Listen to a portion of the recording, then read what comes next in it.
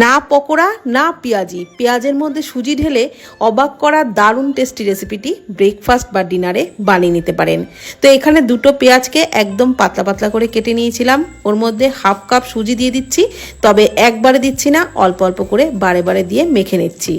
আর পাত্রটা ছোট ছিল বলে একটা বড় বোলের মধ্যে নিয়ে মেখে নিচ্ছি।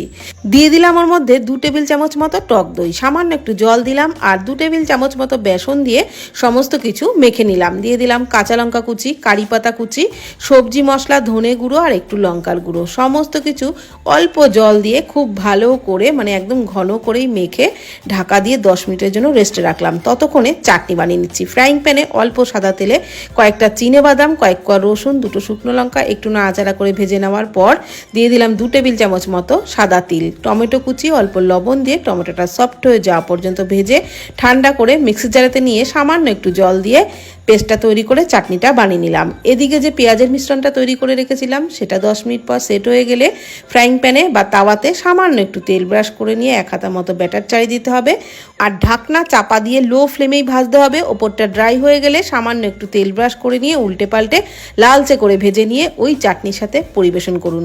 ব্রেকফাস্ট বা ডিনারে কম সময় হবে, খেতেও দারুণ লাগবে।